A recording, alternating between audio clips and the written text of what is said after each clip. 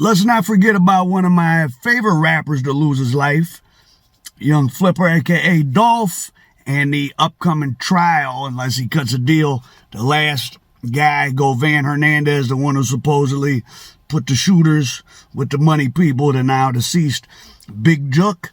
I'm going to break down what appears to be the evidence of CMG going after. It's just a recap of them multiple times going after Dolph and how it could connect back to the actual CMG label. Done a lot of interesting Memphis gangster stuff.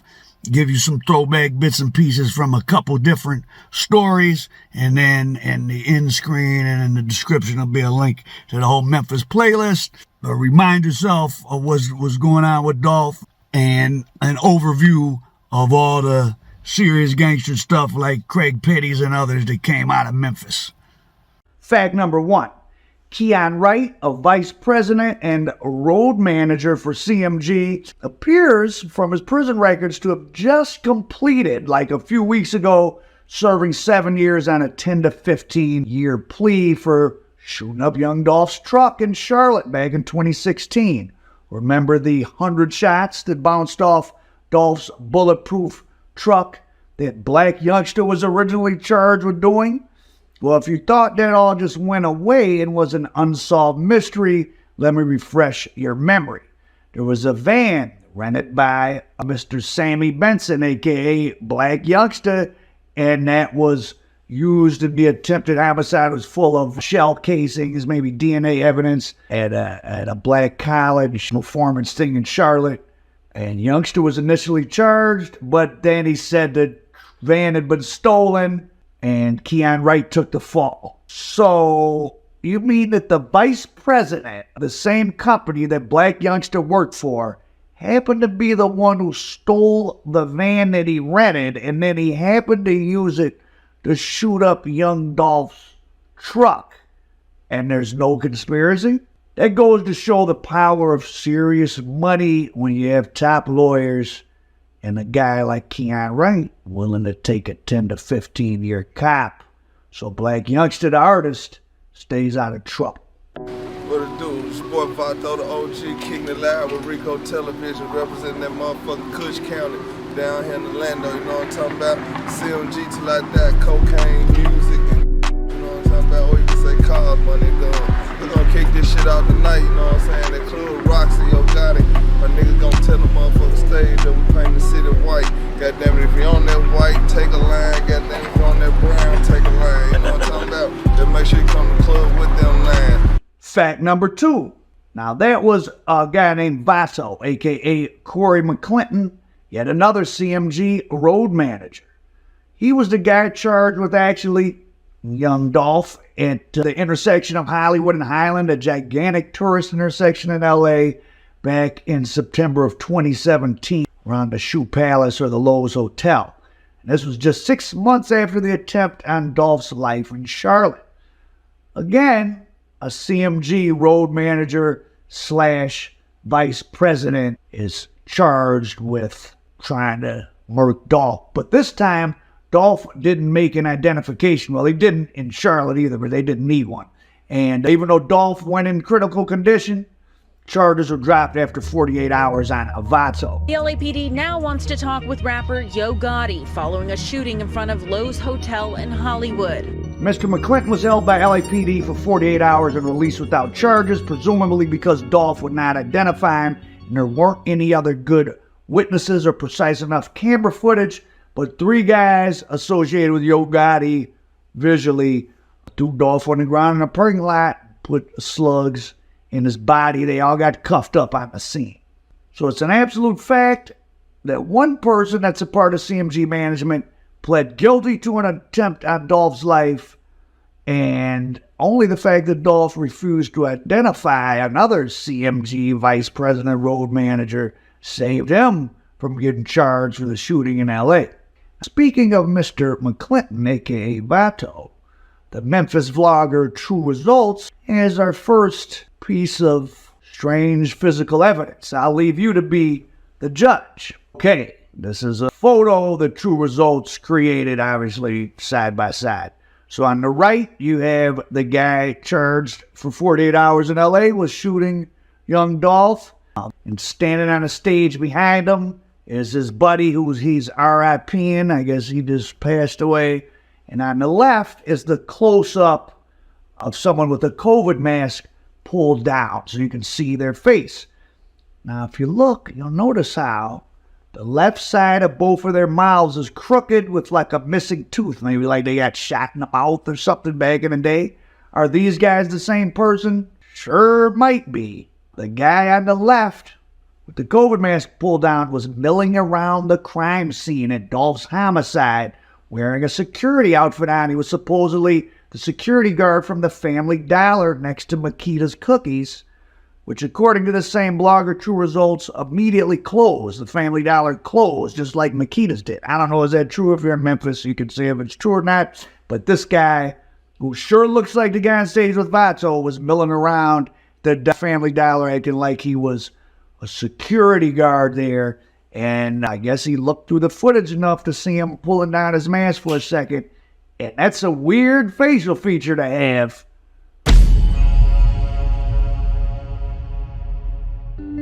This True Results guy seemed like his old blog is focused on justice for Dolph. I don't know if it's related to him or connected to him somehow. He actually claims his brother's house was recently shot at in Memphis because of his blog. I don't know if this is true. He's hyping things up to get views. Doesn't seem like it. Now, Mr. Crooked Mouth is apparently dead, as Vato was giving him an RIP shout out. Like I said, I guess True Results, the blogger, keeps an eye on Vato's page, and it went through his IG post, and he happened to see it, and he screenshotted him, saying RIP to this guy who looks like he was posing as a security guard at the site of Makita's and was also on stage with Vato. Pretty strange. I'll let you be the judge, but I thought he looked enough like it bears mention.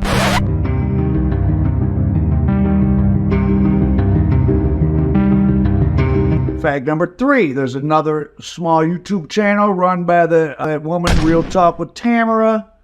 She apparently was a civilian employee for the Memphis PD and still, of course, has friends at Memphis police, talks to them. She tries to get insider info from them. I mean, they don't spell things out, and she doesn't either, but she said right after the Jook hit that her police friend would just say one thing, that the hit on Jook was a message. Well, that means wasn't the point in and of itself. It was a message to someone else. Who would that message be to? Hold that thought. Speaking of Mr. McClinton, a.k.a. Vato, the Memphis vlogger True Results has our first piece of strange physical evidence. I'll leave you to be the judge. Okay, this is a photo that True Results created, obviously, side by side. So on the right, you have the guy charged for 48 hours in L.A. with shooting young Dolph. And standing on a stage behind him is his buddy he's RIPing. I guess he just passed away. And on the left is the close-up of someone with a COVID mask pulled down so you can see their face. Now, if you look, you'll notice how the left side of both of their mouths is crooked with like a missing tooth. Maybe like they got shot in the mouth or something back in the day. Are these guys the same person? Sure might be. The guy on the left with the COVID mask pulled down was milling around the crime scene at Dolph's homicide wearing a security outfit on. He was supposedly the security guard from the Family Dollar next to Makita's Cookies, which according to the same blogger, True Results, immediately closed. The Family Dollar closed, just like Makita's did. I don't know, is that true? If you're in Memphis, you can see if it's true or not. But this guy, who sure looks like the guy on stage with Vato, was milling around the Family Dollar acting like he was a security guard there. And I guess he looked through the footage enough to see him pulling down his mask for a second. And that's a weird facial feature to have.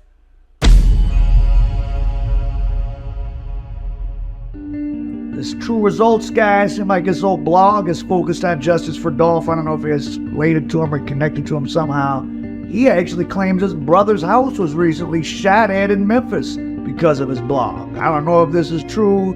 He's hyping things up to get views. Doesn't seem like it. Now, Mr. Crooked Mouth is apparently dead, as Vato was giving him an RIP shout out. Like I said, I guess True Results, the vlogger, keeps an eye on Votto's page, and it went through his IG post, and he happened to see it, and he screenshotted him, saying RIP to this guy who looks like he was posing as a security guard at the site of Makeda's and was also on stage. Pretty strange. I'll let you be the judge, but I thought he looked enough like it, it bears mention.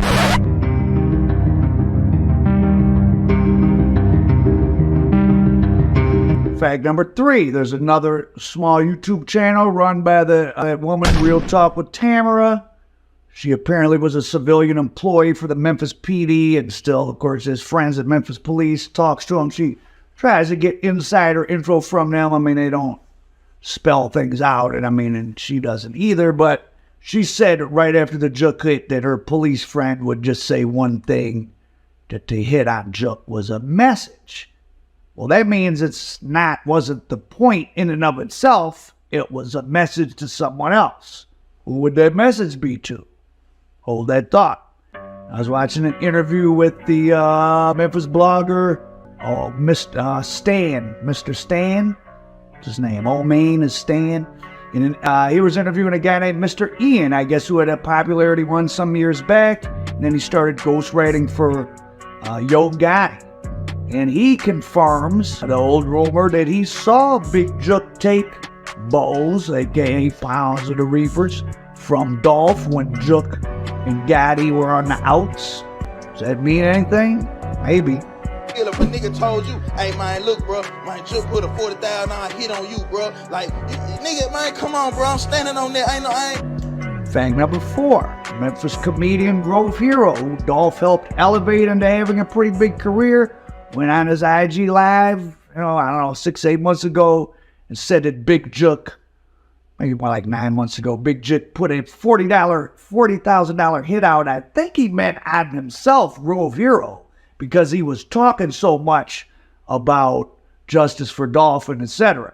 Now, Grove Hero is someone from the same inner city area as Dolph and Youngster and all the rest of them, and he's still around, and I'd be willing to give you pretty good odds if he heard that on the street it was true.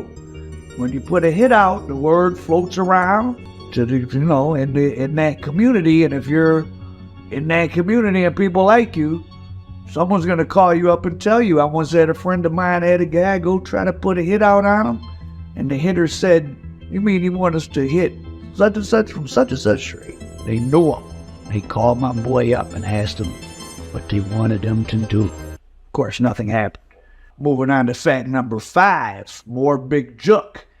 He had a 19-year prison sentence at one point. His sentence ended in July of 2012, the same year CMG did their deal with Interscope. And this 2012 could mean his parole discharge or his prison release date or both, I'm not sure.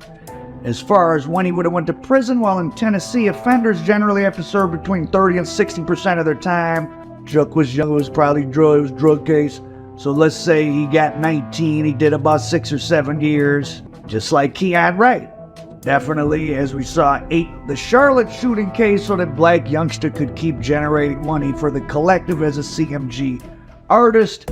People say that Jook took all the weight for some dope charges that could have also gotten Yo Gotti sent to prison, which of course would have derailed not only his career, but the whole CMG record label, which now exists. Remember, the year Jook got out is when they did their deal with Interscope. Yo Gotti has been putting music out for 27 years. His first song was called Creepin' from 1996 when he was 15, and he was known as Lil Yo.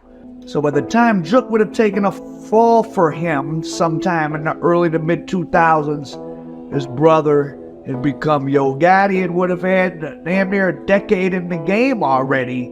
So they had their long-term plan in place. And it sure looks like people are eating charges to protect Yo Gotti and, the other artists of CMG thus far. She was like our John Gotti, really, in our neighborhood. She supplied a lot of people in our apartment, so it was like she had their respect. Here's what federal prosecutors had to say in their synopsis of Lisa Faye Mims. Miss Mims' brother-in-law, Eric Bovan, was the apparent leader of a large coca distribution network that transported from LA to Memphis. After government officials learned that Mims's house on Monette Street in Memphis was being used in the network, they placed it under video surveillance. The videotape showed co-conspirators Eric and Janet Bovan, his wife, entering Mims's house on September 17, 1987, with Earl Woods, a government informant. Woods testified he accompanied Eric and Janet to Mims's house, and they got $25,000 to $40,000 and counted the money, which was somewhere between $100,000 and $170,000.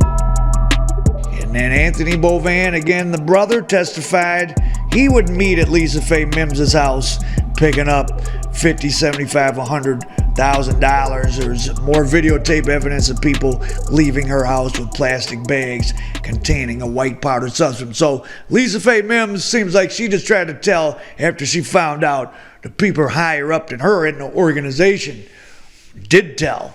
And the court later allowed her to withdraw her plea, but she ended up getting 84 months. I'm not sure if she had that reduced. Big Jook's real name is Anthony Mims, and the Mims family has been linked to the Bovans since the 80s. In fact, part of Yo Gotti's early marketing campaign has always had him referencing the fact that his aunt was part of one of the city's most infamous crews back in the infamous 80s, Linda Faye Mims. Like, if you listen to some of my previous music, they're like, I know women realer than dudes.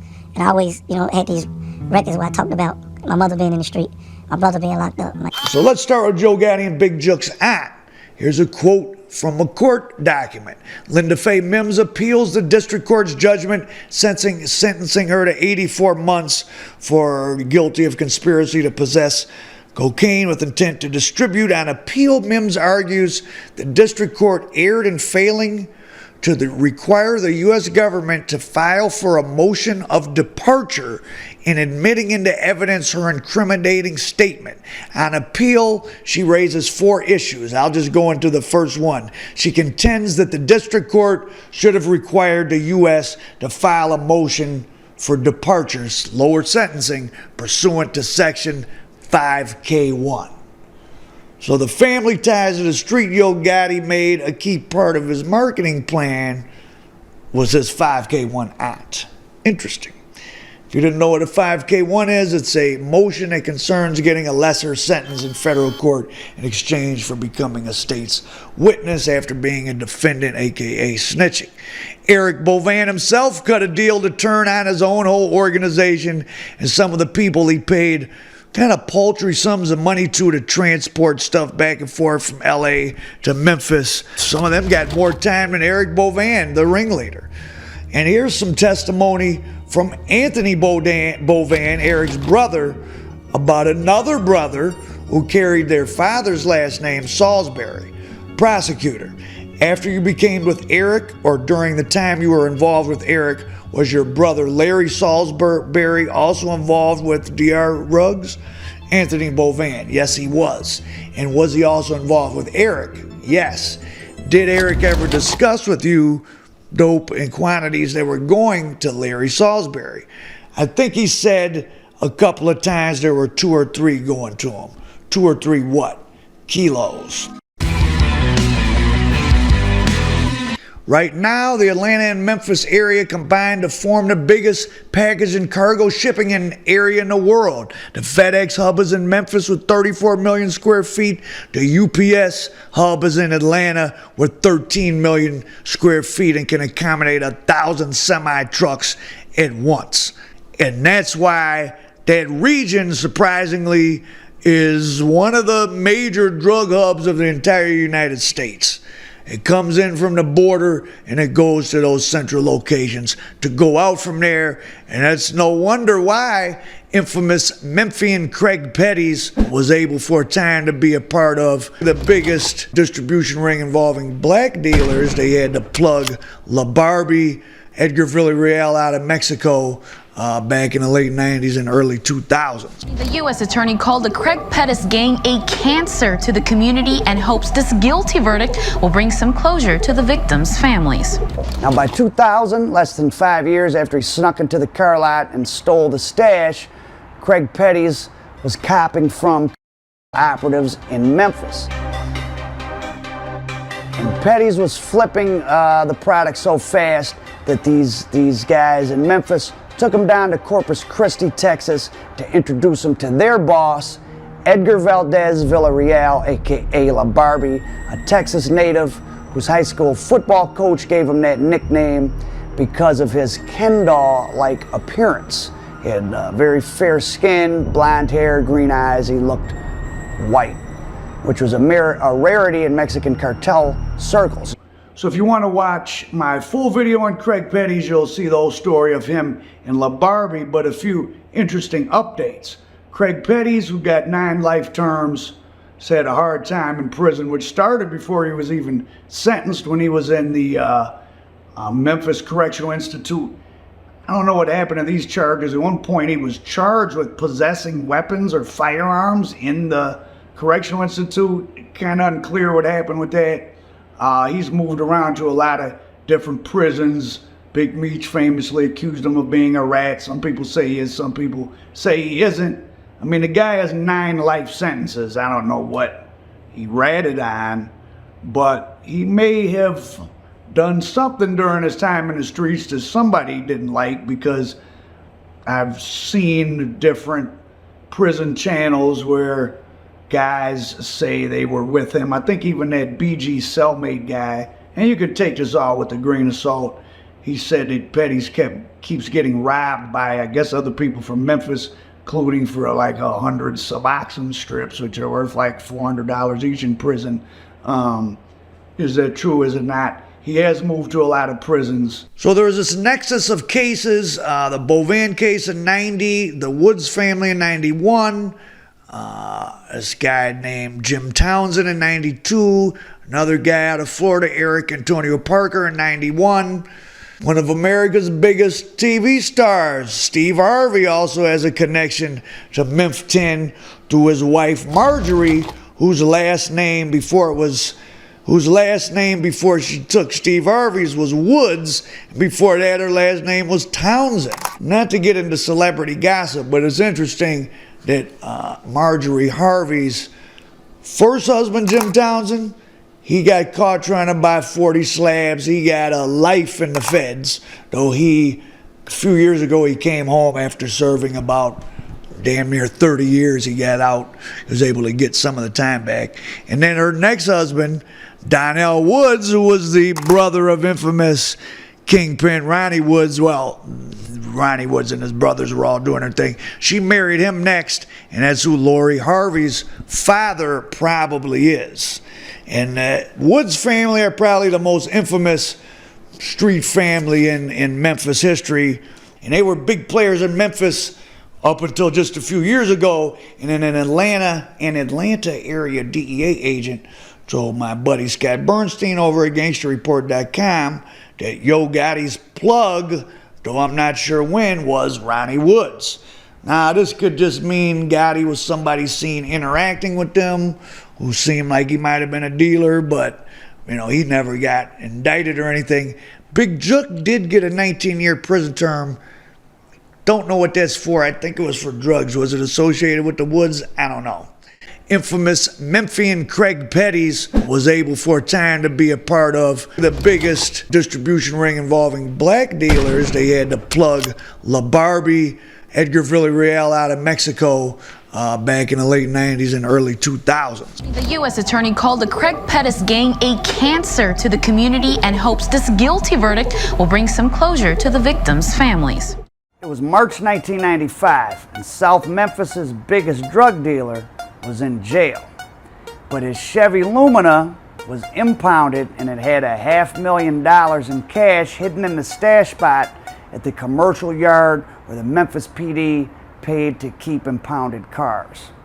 A guy named Antoine Big Wayne Allen knew this local kingpin, and he got instructions from him on how to get into the car and open the stash to retrieve the $500,000. But, as his name implies, Big Wayne was too big to get into the impound or get his hand in the stash, so he had to bring in a few other guys, including his younger and much smaller cousin, who was about 5'5" and 130 pounds, Craig Petties. Petties and one of his friends threw a ladder up over the fence, They go into the impound while Antonio Allen and another guy stand lookout, and they get into the Chevy Lumina, and they get to $500,000, and they get out of Dodge. Now, once they had the $500,000 to, they were supposed to give it to the guy whose money it was, but they decided not to. And Petties was promised a $100,000 cut from his cousin Big Wayne, but he ended up only getting $50,000 supposedly. The other guys apparently spent their money, but Craig Petties was, well, it seemed smart at the time, but maybe wasn't so smart in the end. He put his money into buying wholesale amounts of marijuana and cocaine, and eventually Petties would become one of the very few black drug dealers in the modern era to work directly with the cartel, La Barbie and the Beltran-Leyva cartel down in Mexico. Two men born into different circumstances in two very different parts of America around the same time, one in 74, one in 76. But they both had the same dream: money, power, and respect. And for a time, not a short time, but certainly not a long time, they were both very rich, very powerful. And as for respect, well, fear is often confused with respect, but they were certainly both very feared. Edgar Villarreal, aka La Barbie, would-be Beltran-Leyva cartel boss, and Craig Lil Dude Petties, who parlayed running off on the plug into tens of millions in cash. La Barbie was born into a solid middle-class family in Laredo, Texas, a city which is about 95% Latinx and is one of the lowest crime cities in America. Craig Petties was born in South Memphis, a city that is predominantly African American and is one of America's crime capitals. Their paths eventually converged, but first let's talk about Craig Petties. He grew up in the Riverside section of the Bluff City and started getting in trouble during the summer of 1993 when he got arrested twice for selling crack, though apparently not convicted. Now, just days before his 17th birthday, Craig Petties was with a group of guys and they walked up to another kid named Eric Cole and someone shot him. Cole got hit in the back, but he lived, and he went on to identify a shooter, and it wasn't Craig Petties, so once again he avoided trouble. Now by 2000, less than 5 years after he snuck into the car lot and stole the stash, Craig Petties was copping from cartel operatives in Memphis. And Petties was flipping the product so fast that these guys in Memphis took him down to Corpus Christi, Texas, to introduce him to their boss, Edgar Valdez Villarreal, aka La Barbie, a Texas native whose high school football coach gave him that nickname because of his Ken doll-like appearance. He had very fair skin, blonde hair, green eyes. He looked white, which was a rarity in Mexican cartel circles. Now, La Barbie's story is even more fascinating perhaps than Petties, and we'll get to him in the next chapter. So Craig Petties was about 23 at this point. He's down in Texas and he hangs out with La Barbie and other members of the Beltran-Leyva cartel in Texas for about a week or so, where they get tight. And then La Barbie took him down to Laredo, which is the border town where he grew up, and he showed the kid from Memphis the key gateway used to funnel drugs across the American border by his cartel. So as a test, while he was in Texas, La Barbie gave Petties a quick 10 keys to get rid of, and he moved them really fast, and I guess Petties and Barbie hit it off, and they became friends, and the cartel sort of accepted him as one of their own, a guy who could be trusted to owe huge sums of money and turn it in, and a guy that could be trusted with the secrets that could cost all of them their lives.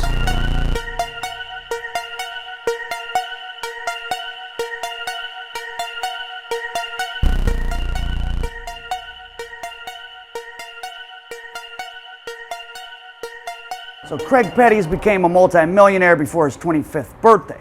Now, coincidentally, DJ Paul of the 666 Mafia is Petties' half-brother, but I couldn't find any federal law enforcement accusations that said DJ Paul was involved. And I'm I'm sure they would have loved to have made those accusations, so sounds like he's squeaky clean. Can't help where your relatives are. Now, Petties maintained his growing empire with violence. Even close childhood friends and relatives weren't safe if they stole drugs, cash, or customers from him, and especially if he heard they had even thought about talking to the law. Now, his cousin Antonio Allen was one of the guys who fell victim. And one friend said Petties grew even more violent when he was hiding out in Mexico with La Barbie. Now, more on that in a second.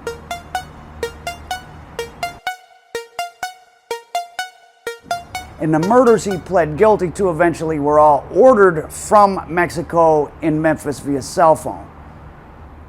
One of the murders Petties denied was, like I said, that of his own cousin, Antonio Big Wayne Allen, the guy who put him up on the lick that got them all started.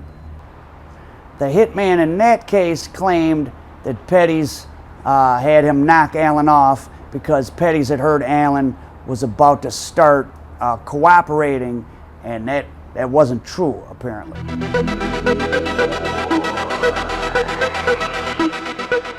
One of Petties' customers/partners was a guy named Torrance Bookie Hill out of Columbus, Georgia, which is about an hour and a half south of the ATL.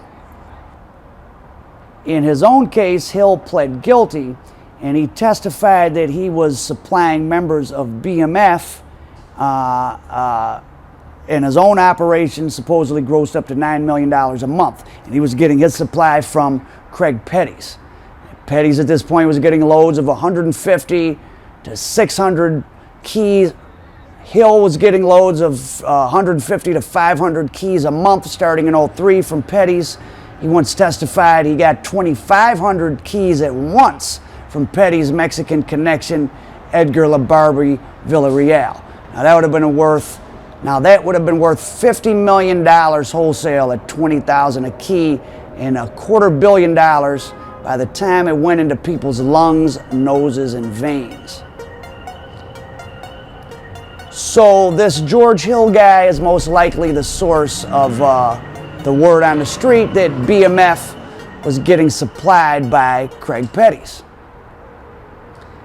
Big Meech, for his part, says he never met Petties, but that doesn't mean he wasn't getting supplied from Petties drugs through this Bookie Hill guy at certain times. When you're running an operation that big, you know, there's different suppliers. The key is to keep the machine rolling, and in big conspiracy cases like this, there's usually multiple conspiracies overlapping. And guys deemed to be BMF members probably did get supplied by other people at different times if Meech or T didn't have it at the moment. And if George Hill was getting, 500, 1,000 keys a month right down in Columbus, Georgia, you can bet some of it went up to Atlanta. Craig Petties himself was raking in so much cash at this time that he sent $10 million in cash for La Barbie to hold on to for him down in Mexico. Back in South Memphis, Petties' own mother apparently was not down with the program, because when Petties tried to buy her a house, she took a pass and she kept living in her $17,000 shotgun shack on West Dyson Avenue in South Memphis. Now, La Barbie was a major captain for the Beltran Leyvac. They were allied with the people, and Petties was perhaps his biggest customer for a time, along with the Flores twins up in Chicago, who later testified against El Chapo in his trial in Brooklyn. And Petties, in effect, was kind of a cartel member. I mean, if you're the one turning all the money in. So if you want to watch my full video on Craig Petties, you'll see the whole story of him and La Barbie, but a few interesting updates. Craig Petties, who got 9 life terms, had a hard time in prison, which started before he was even sentenced, when he was in the Memphis Correctional Institute. I don't know what happened to these charges. At one point, he was charged with possessing weapons or firearms in the Correctional Institute, kind of unclear what happened with that. He's moved around to a lot of different prisons. Big Meech famously accused him of being a rat. Some people say he is, some people say he isn't. I mean, the guy has 9 life sentences. I don't know what he ratted on, but he may have done something during his time in the streets that somebody didn't like, because I've seen different prison channels where guys say they were with him. I think even that BG cellmate guy, and you could take this all with a grain of salt, he said that Petties keeps getting robbed by, I guess, other people from Memphis, including for like 100 Suboxone strips, which are worth like $400 each in prison.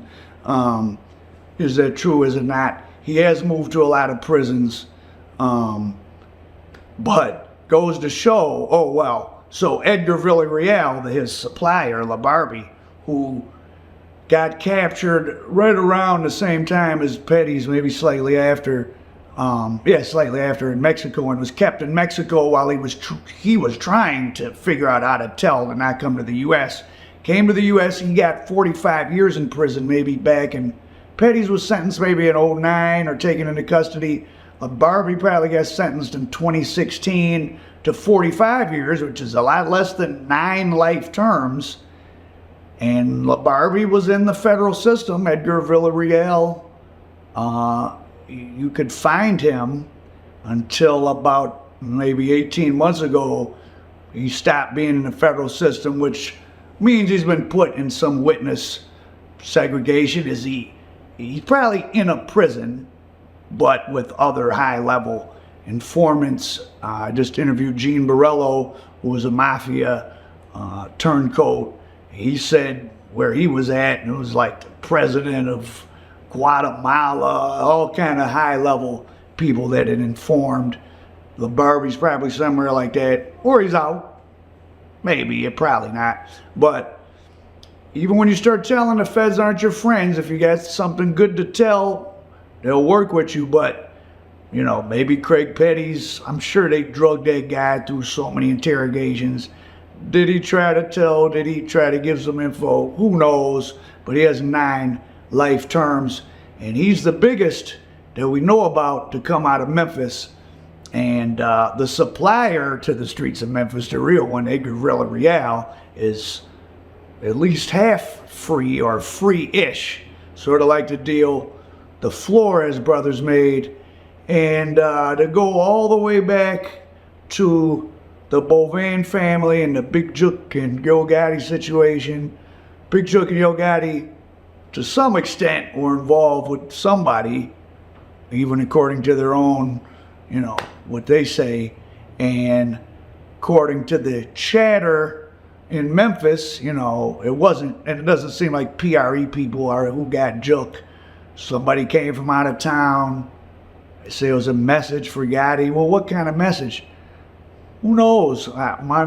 Since everybody's throwing out theories, CMG presents itself as this big label, sort of like a QC or something. And, you know, they're successful. I remember Glorilla first came out. I was one of the first people I saw her song, F&F, when it had barely any views. I said, that's going to be popular. I like ESTG. Of course, I love 42 Doug from Detroit.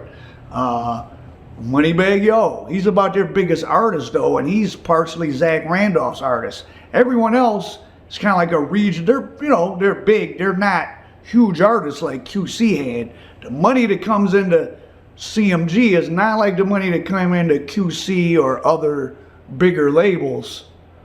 Who knows what those guys could have been doing to supplement. I don't know anything about this, but makes you wonder. Were they trying to prop up the CMG empire with some outside money? Because you can easily be owing $4, $5, $6 million at a time to some cartel, and a record label is the perfect thing. Just like Jimmy Hinchman and others have done. You're moving around the country in groups to do different stuff, meeting different people. I don't know. It'll be interesting what the investigation reveals. But yeah, Memphis, interesting place. A lot of Detroit ties. It's always been a rough city. In the year 1914, Memphis was the most dangerous city in America. It had a homicide rate of 72 per 100,000. Last year, Memphis was the most dangerous city in America, followed closely by Detroit, Baltimore. It had a murder rate of about 50. So it's actually slightly safer than it was in 1914. So Memphis, I don't know, because of its, why is Memphis for 100 years so dangerous? Is it because it's like, is it the top of the deep south and that's where everybody comes out of the Mississippi Delta to go to the city? I don't know. In 1914, it was 2/3 white, so it had to be white people killing each other. It's 2/3 black now, so whether it was predominantly black or white, Memphis is very violent. In fact, it was more violent back then when it was 2/3 white. But I always think about the young Dolph case, and Hernandez-Govan will finally go on trial in July of 2025. I mean, Jesus, that guy's been out on bond forever. The supposed mastermind, the connector between Big Jook and the shooters, why he's even on bond. I mean, he clearly didn't tell on them, or, well, he didn't testify, and he didn't make a deal because he turned down a plea deal, because he's going to trial. So sounds like the Memphis criminal justice system, or the Tennessee or the Shelby County, doesn't work very well. And in thinking about which cities are dangerous, I mean, is it lack of police? Well, Memphis police chief just took a 12% pay cut. That's not good, but Memphis has about the same number of police per capita almost as Detroit, which is a pretty high number of police. But a lot of the cities with the highest number of police per capita, Detroit, Memphis, Philly, have very high violent crime. Now the city with the highest, New York, is overall low crime, but it has problem spots. But Chicago, which overall is fairly high, but isn't, it's not that high overall. It's high, but it's not one of the highest. They're right there with New York of being heavily policed. So Memphis has plenty of police, but, how well do the police work? Well, back in January of 2021, you remember that Tyree Nichols, the black motorist, was unalived by the, the Scorpion Unit, the Memphis Crime Suppression Unit, and a lot of cities had those special units. In Detroit, they used to be called the Gang Squad, then they're called the Tiger Squad. I don't know if they have that anymore. The Tiger Squad was probably coming. When you saw the Tiger Squad, you went inside, because they would just beat you up. Atlanta had the Red Dogs infamously run every drug dealer out of Georgia. Is that what it was for?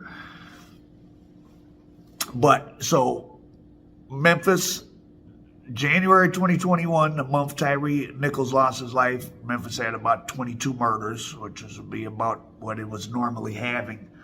By March, so the incident happened in January. In February, the officers were charged.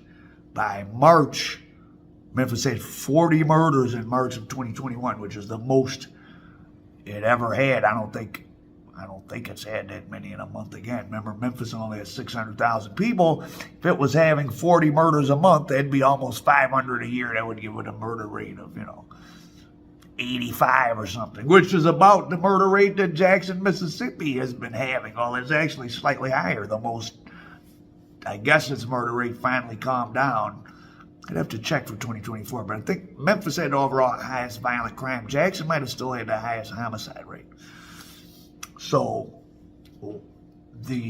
why is so much violence in these cities of the South? Well, when you had a whole culture based on the threat of violence, at least, to keep the black population in line, you create what? A culture of violence.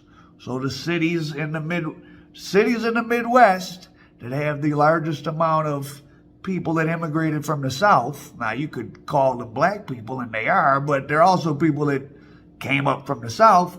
And I can tell you from experience in Detroit, along with other cities, had not so much now, but up till fairly recently, white, slum, dangerous neighborhoods. Detroit had Cass Corridor, Delray, Brightmoor. Brightmoor doesn't really exist. Cass Corridor got turned into the one gentrified area of Detroit they call it Midtown now. Delray is still bad, but Delray is very depopulated. Baltimore has some white slum areas. Philly, that Kensington area, well, I mean, it's not an all-white neighborhood, but it has a lot of white people in an urban area and a very violent, high-crime section. So that's interesting. But those are people, those are the hillbillies from the South. So the culture of violence in the United States, as far as just regular people just shooting each other just because they bumped into each other at the store or they get into an argument, that comes from the South. And that's why you see the cities with the highest murder rate always in America are either in the South, and then as a lot of the people from the South moved to certain Midwestern cities, Detroit, parts of Chicago, St. Louis was another one, of course, New Orleans, it went on.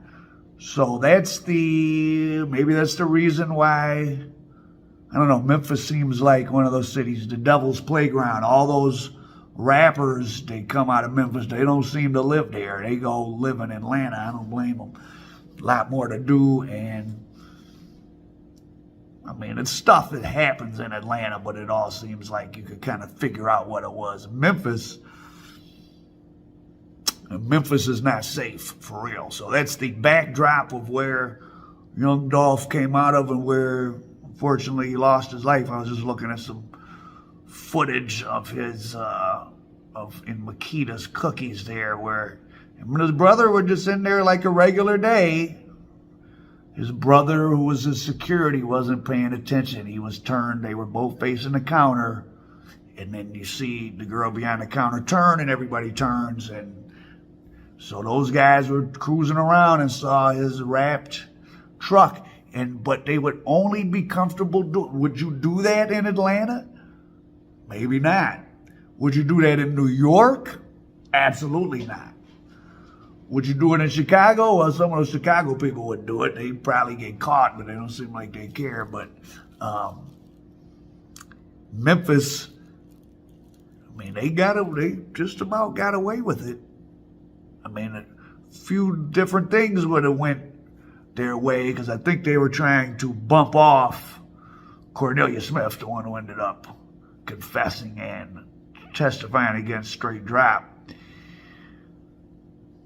If they would have bumped him off, and then remember the white Mercedes, then Tennessee's criminal justice system is so I can't figure out. So the case started to unravel from the white Mercedes, which was taken in a carjacking by this guy Treon Ingram, and then used. Treon Ingram ended up being charged with somebody else of jumping out of the white Mercedes, I think outside of a high school football game, and shooting it up. And they hit some women by accident. I think they unalived one of them. He doesn't seem to be locked up. I can't tell. Is Treon Ingram locked up for that stuff now or what? Because he was charged with it, but I can't find him in the prison system. I don't know. So is Treon Ingram the guy who was supposedly initially carjacked the white Mercedes? Is he in custody? Does anybody know? And what about the guy that was killed at the house where the white Mercedes was found, right there on Hernandez Govan's block? Like the day after the car was towed out. Wasn't a guy on that Bradley Street or something? Guy was gunned down. Probably somebody that was part of the conspiracy, and they bumped off as a weak link. Which makes me think it's definitely possible that Jook was gotten rid of by somebody in his own camp. I don't know that, but it's stranger things have happened. I mean, someone could have taken it upon themselves, not at Gotti's behest. Because remember, if you're under Gotti's umbrella and you feel like he's in danger of everything of the ship going down because of Big Jook, you get rid of Big Jook and you never tell Yo Gotti. Who knows? Whoever did the Big Jook job was more professional and probably is not from Memphis.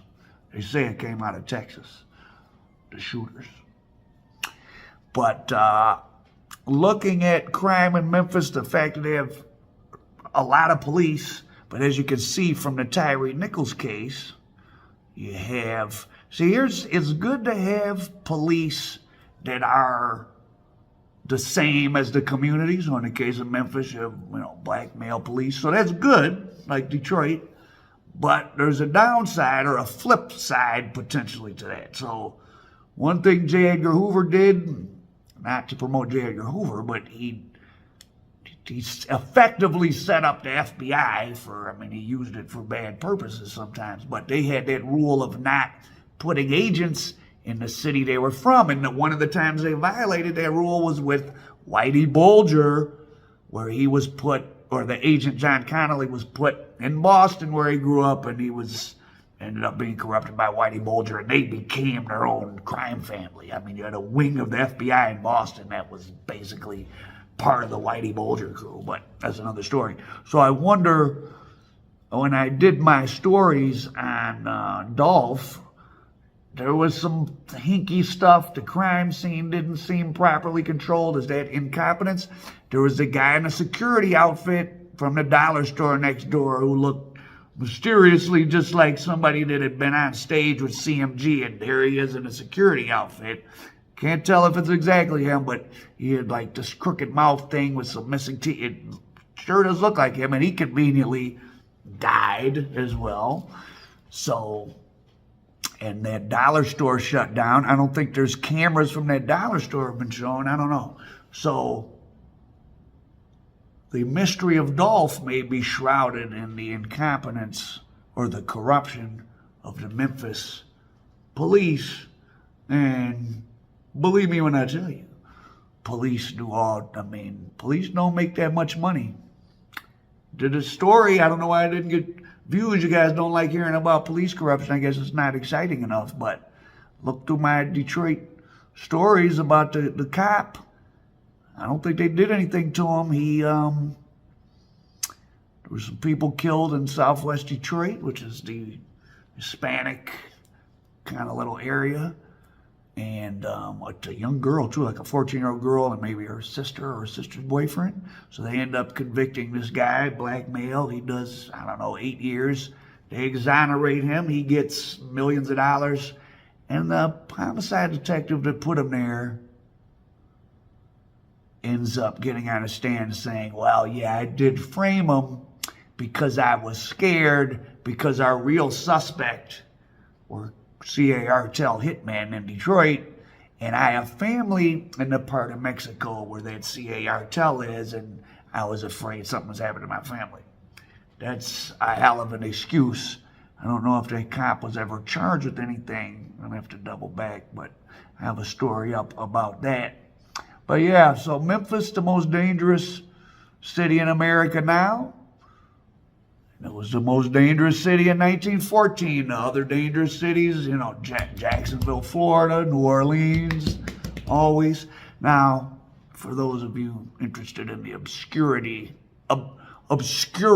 of homicide research, stumbled across I forgot I got my damn JSTOR subscription. I got to read more academic papers.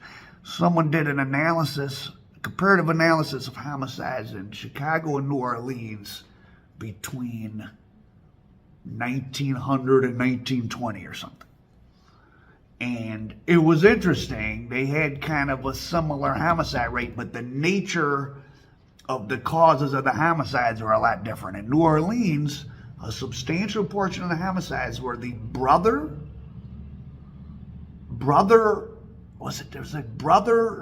or husband of a woman killing her romantic partner. And there are a lot more general romantic partner killers, but there's a substantial amount of male relatives killing some other man about a woman. And then in Chicago, and then in New Orleans, almost all the homicide victims knew each other. So it was all personal. Not all, but mostly. In Chicago, a lot more stranger murder, what you would call just crime. And in New Orleans, the whites were quite violent.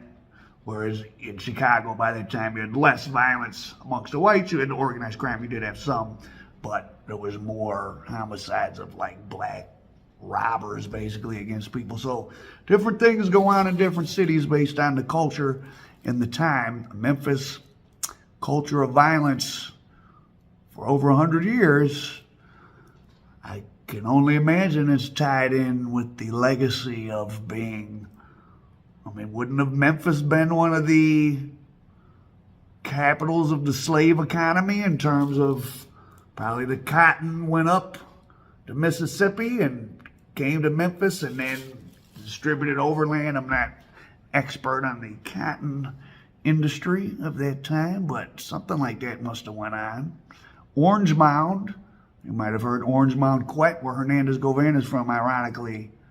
Before Harlem was America's largest, or the capital of black America starting in the 20s, it was considered to be Orange Mound, Memphis was the urban black capital of America. It had, a thriving black community, large for the time. Now it's just obviously not much there. So just some thoughts for you interested in the criminology and some statistics about the city of Memphis and as it pertains to the semi-solved but not totally solved murder of a lot of one of our favorite deceased rappers. There's so many dead rappers now that we all probably have a few. Unfortunately, our prophet American dope. Memphis, stop the violence.